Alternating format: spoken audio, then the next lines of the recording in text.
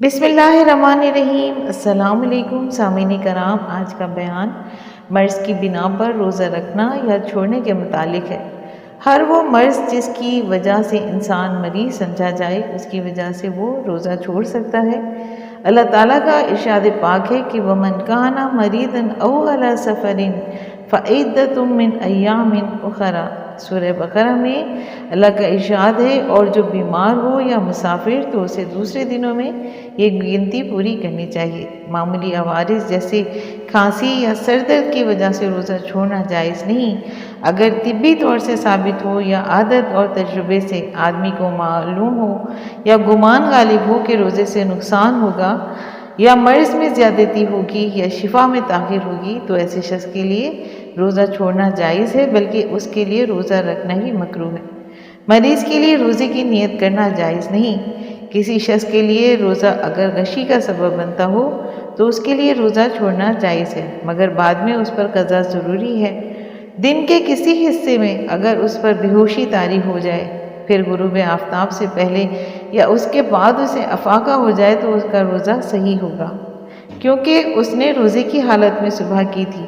لیکن اگر فجر سے لے کر مغرب تک بے ہوشی طاری رہے تو جمہور علماء کا خیال ہے کہ اس کا روزہ صحیح نہیں ہوگا۔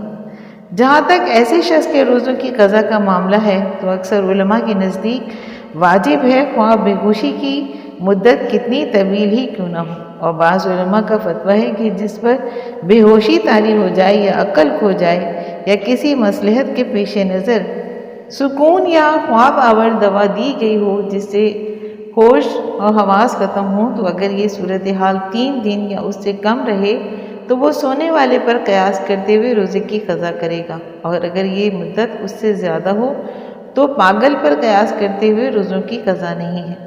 جس شخص کو شدید بھوک یا پیاس لاحق ہو جائے، جس سے ہلاکت کا اندیشہ ہو یا غالب گمان کے مطابق بعض حواس ضائع ہونے کا ڈر ہو، تو روزہ چھوڑ سکتا ہے کہ بعد میں اس کی قضا دے دے، کیونکہ جان کی حفاظت کرنا واجب ہے۔ البتہ قابل برداشت شدت یا تھکاوٹ یا مرض کے وہم کی بنیاد پر روزہ چھوڑنا جائز نہیں۔ اسی طرح مشقت کا کام کرنے والوں کے لیے بھی روزہ چھوڑنا جائز نہیں، بلکہ ان کے لیے رات ہی سے روزے کی نیت کرنا ضروری ہے۔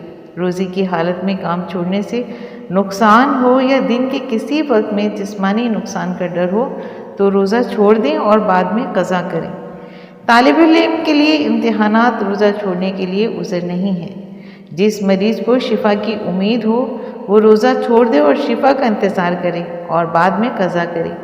کھانا کھلانا کافی نہیں ہے، البتہ ایسا مریض جسے شفا کی امید نہ ہو، اس طرح عمر رسیدہ شخص جو روزے کی طاقت نہ رکھتا ہو اور ہر دن کے بدلے ایک مسکین کو کھانا کھلائے یا 1 سا اناج دے جو عام طور پر اس شہر کی خوراک ہو، یعنی تقریباً 2.5 کلو اناج، اس فدیے کو آخر ماہ میں جمع بھی کر سکتا ہے اور ایک ساتھ 30 مسکینوں کو کھانا کھلا دے۔ اسی طرح روزانہ 1 مسکین کو بھی کھلا سکتا ہے۔